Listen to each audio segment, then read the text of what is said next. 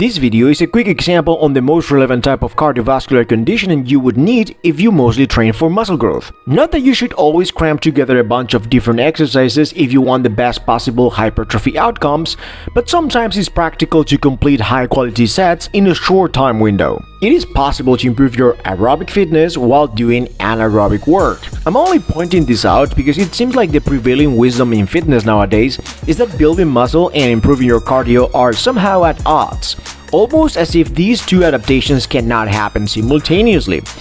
And the truth is that you are not going to maximize the latter within traditional hypertrophy rep ranges.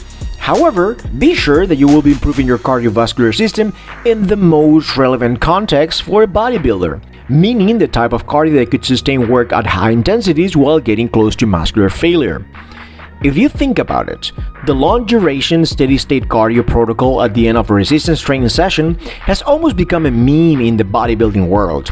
I'm talking about people jumping on treadmills to walk at a light pace for 45 minutes or sweating it off on the elliptical machine or Stairmaster. And please don't get me wrong, all these are valid cardio modalities that are going to make you healthier and burn calories. However, I don't think this is the best use of your time cardio-wise for someone whose priority number one in the gym is to pack on muscle. As you get stronger and your body becomes more resilient over time, one of the key drivers for hypertrophy is to complete more work with heavier loads. Thus, your cardiovascular system needs to be able to handle this ever-increasing task. Your muscle building progress depends on it.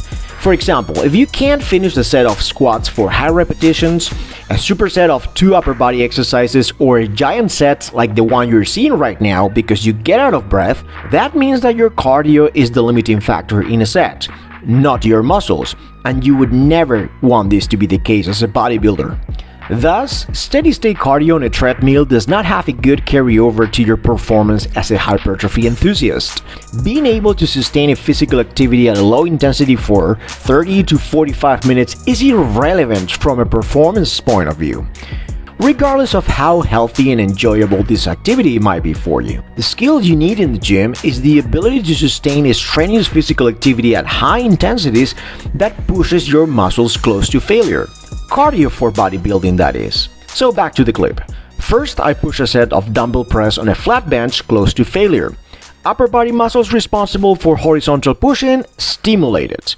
Then I move on to Bulgarian split squats. This is a unilateral lower body movement that works one leg at a time.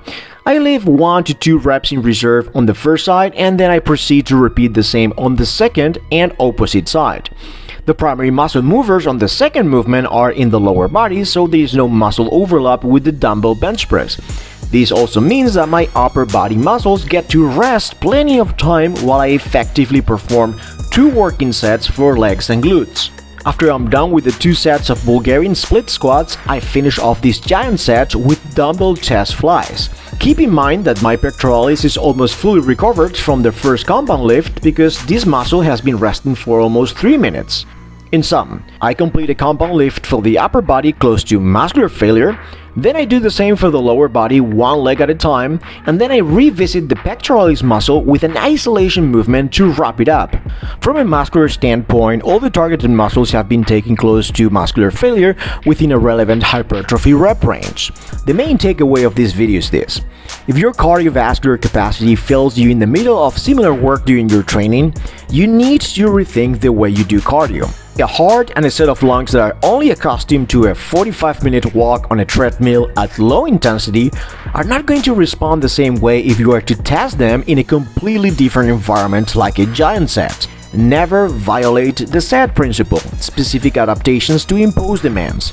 You only get better at those things you train. Sure, cardio for hypertrophy could make you miserable in a training session if you're not used to cramming a lot of volume within a short period of time, but you'll ensure that your muscles are the only limiting factor in your sets.